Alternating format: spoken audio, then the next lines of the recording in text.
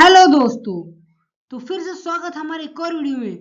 क्या हमारा भारत जो है सबसे महत्वाकांक्षी वन्यजीव प्रोजेक्ट यानी जो हमारे भारत में है प्रोजेक्ट चीता। जब चीते भारत की धरती पर आए थे तो जश्न मनाया गया था, लेकिन हाल ही में आई एक रिपोर्ट ने हर किसी को चौंका दिया है। वो रिपोर्ट क्या है? रिपोर्ट कहती है कि पिछले 2 सालों में चीतों को 110 बार बेहोश करना पड़ा है। क्या हमारा प्रोजेक्ट चीता जो है वो फेल हो रहा है, या ये संघर्ष इस महान बदलाव की एक जरूरी कीमत है? आज की वीडियो में हम इसी पर करेंगे चर्चा। ठीक है, तो जुड़े रहिएगा हमारे साथ। तो चलिए शुरू करते हैं। जो कूनो नेक्सल जो नेशनल पार्क में चीतों के साथ चल रहे प्रोजेक्ट को लेकर आई नई रिपोर्ट पर चर्चा का विषय बनी हुई है। इसमें चौंकाने वाला आंकड़ा यह है, जो प्रोजेक्ट चीता है वो 110 बार जो चीतों को बेहोश करने का सच सामने आया है। रिपोर्ट के मुताबिक प्रोजेक्ट के शुरुआती 2 वर्षों में चीतों को कुल 110 बार बेहोश करना पड़ा है, जो वन्य जीव संरक्षण के इतिहास में एक बड़ी संख्या है। क्या है जो ये ट्रैकिंग वाइल्डलाइफ क्या है? जो ट्रैकिंग लाइज इसका करने का क्या महत्व है, इस पर क्या है? जब चीते नेशनल पार्क की सीमा से बाहर निकलकर रिहायशी इलाकों या अन्य जंगलों की ओर जैसे गांव में चले जाते हैं, तो उन्हें सुरक्षित वापस लाने के लिए बेहोश करके पिंजरे या गाड़ी में लाया जाता है। तथा इसके बाद हम लोग जो चीते की आदत यानी जो चीतों की आदत है, जो एक्सप्लोरिंग नेचर है, उस पर बात करते हैं। ये चीते स्वभाव में घुमक्कड़ होते हैं। अपनी टेरिटरी जो इनकी जो घूमने का जो इनका इलाका है चीतों का, वो तलाशने के लिए वे कई बार 150 किलोमीटर से भी अधिक की दूरी तय कर लेते हैं, जो कूनों की छोटी सीमा के लिए एक बड़ी चुनौती बन गई है। इसमें लगातार मॉनिटरिंग है। इसमें हर चीते के गले में रेडियो कॉलर लगा है। इनकी निगरानी के लिए हर चीते पर एक समर्पित टीम जो फॉरेस्ट गार्ड है, उनको ट्रैकर और जो ड्राइवर है दिन रात काम कर रहे हैं इनको देखने के लिए। ठीक है, इसमें सीमा से बाहर निकलना। कई बार चीते कूनों की सीमा लांघकर राजस्थान के जो रणथंभौर या आसपास के गांवों में पहुंच जाते हैं। इसे नेचुरल जो टेरिटोरियल बिहेवियर कहा जा रहा है। ठीक है, इसमें सुरक्षा का मुद्दा काफी ज्यादा तक बढ़ गया है। इसमें क्या है, जो चीतों का इंसानी बस्तियों के करीब जाना या बाघों वाले इलाकों में पहुंचना उनके लिए जानलेवा हो सकता है। इसीलिए वन विभाग को तुरंत हस्तक्षेप करना पड़ सकता है। ठीक है, जो ये प्रोजेक्ट का लक्ष्य है, इस प्रोजेक्ट का लक्ष्य क्या है? जो चीता बाघ है, इस प्रोजेक्ट का लक्ष्य क्या है? इस प्रोजेक्ट का मुख्य जो मकसद है वो भारत के खुले इकोसिस्टम और घास के मैदानों को बचाना था, लेकिन चीते के बार बार बाहर निकलने से मैनेजमेंट पर सवाल उठ रहे हैं। अब इसमें हम ये थोड़ी समझ लेते हैं कि पशुधन पर खतरा कैसा बढ़ता है। इसका जो पशुधन पर खतरा है वो जंगल से बाहर निकलने पर कई बार चीते आसपास के गांवों के मवेशियों का शिकार करते हैं, जैसे गाय, भैंस, बकरी, कुत्ता, इन सभी का शिकार कर लेते हैं। यहाँ तक कि इंसानों, मनुष्यों का भी शिकार कर लेते हैं। इससे स्थानीय ग्रामीण में नाराजगी का डर बना रहता है, जो प्रोजेक्ट की सफलता के लिए बड़ी चुनौती बन चुकी है।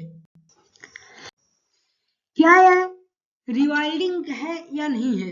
आलोचकों का सवाल है कि यदि चीतों को बार बार बेहोश करने के इसमें वापस पिंजरे में ही लाना है, तो इसे जंगल में छोड़ना कैसे कहा जा सकता है? इसमें जो आलोचक क्या कहते हैं कि अगर बार बार चीतों को बेहोश करके वापस पिंजरे में ही लाना है, तो इसे जंगल में छोड़ना कैसे कहा जा सकता है? जगह की कमी। इसमें जगह की कमी क्या है? जानकारों का मानना है कि कूनो नेशनल पार्क का दायरा इन चीतों की जरूरतों के हिसाब से छोटा पड़ रहा है, जिससे उन्हें अपनी जगह बनाने के लिए बार बार बाहर निकलना पड़ रहा है।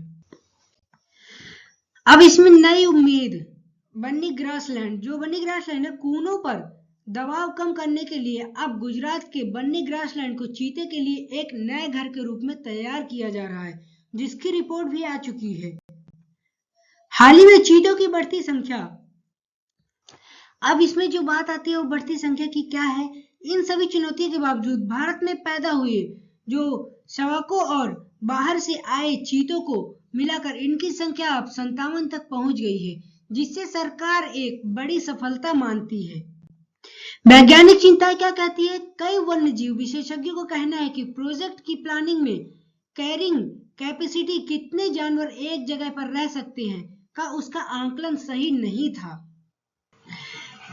जो वैज्ञानिकों का कहना है कि इसका आकलन सही नहीं किया गया है। ठीक है, अगला कदम इसमें क्या होता है? सरकार द्वारा अब इसे केवल कूनों तक सीमित न रखकर जो मेटो पॉपुलेशन जो अलग अलग जगहों पर चीतों का समूह बनाने की ओर बढ़ रही है, ताकि वे एक जगह से दूसरी जगह प्राकृतिक रूप से घूम सके।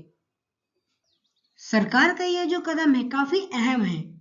ठीक है, सरकार क्या कर रही है और भविष्य की योजनाएं क्या है? पहला इसमें देखा जाए कि गांधी सागर अभ्यारण्य जो मध्य प्रदेश की तैयारी में है, इसमें कूनों पर दबाव कम करने के लिए मध्य प्रदेश के ही गांधी सागर वन्य जीव अभ्यारण्य को तैयार किया जा रहा है। यहाँ चीतों के लिए पर्याप्त शिकार और बड़ा इलाका मौजूद है, जिससे चीते वहां प्राकृतिक रूप से रह सके। अब इसमें बन्नी ग्रासलैंड जो गुजरात का है, उसको विकसित करना। सरकार का अगला बड़ा कदम गुजरात के बन्नी ग्रासलैंड को चीता फ्रेंडली बनाना है।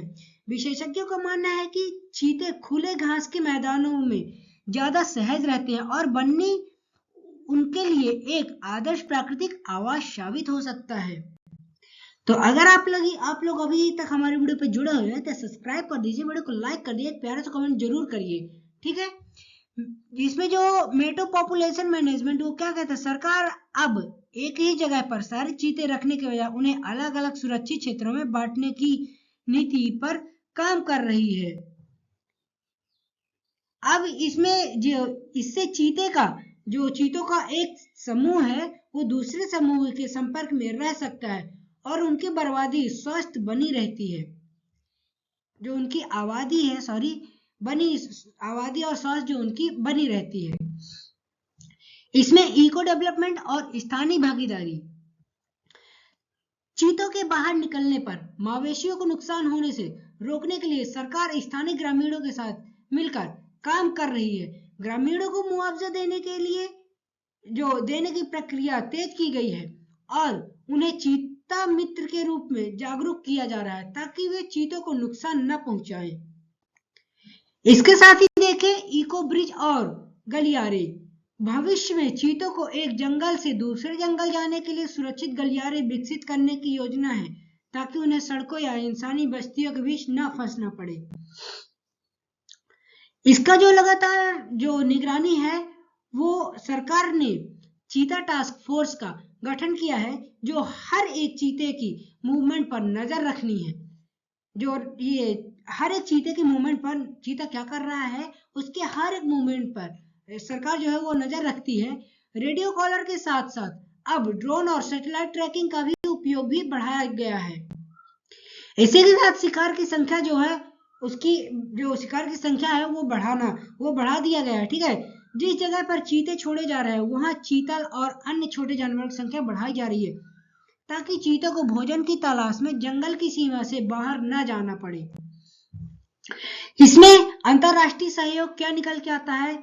जो नामीबिया और दक्षिण अफ्रीका के विशेषज्ञों के साथ सरकार लगातार संपर्क में है। वे वहां के चीता जो कंजर्वेशन एक्सपर्ट्स से सलाह ले रहे हैं, ताकि इन शुरुआती जो मुश्किलों को वैज्ञानिक तरीकों से हल किया जा सके। इसका निष्कर्ष जो आता है कि प्रोजेक्ट चीता केवल एक नेशनल पार्क का प्रोजेक्ट नहीं है, बल्कि पूरे भारत के इकोसिस्टम को फिर से जिंदा करने का एक प्रयोग है। टेक्विलाइज करने की 110 बार की नौबत यह बताती है कि चीते अभी भी भारत के जंगलों के हिसाब से खुद को ढाल रहे हैं। ये मुश्किल से संकेत है कि हमें कूनों के अलावा और भी बड़े जो नेचुरल हैबिटेट प्राकृतिक आवास विकसित करने की सख्त जरूरत है। इसमें आप सभी लोगों का ओपिनियन क्या है हमें जरूर से जरूर बताइएगा। आई होप आप सभी लोगों को वीडियो अच्छी लगी होगी। अगर वीडियो हमारी अच्छी लगी, इन्फॉर्मेशन लगी है तो हमारे चैनल को सब्सक्राइब करिए, वीडियो को लाइक करिए और एक प्यारा सा कमेंट जरूर करिए। अपना ओपिनियन हमें कमेंट बॉक्स में जरूर से जरूर बताइए। मिलता है नेक्स्ट वीडियो में, तब तक के लिए जय हिंद, वंदे मातरम।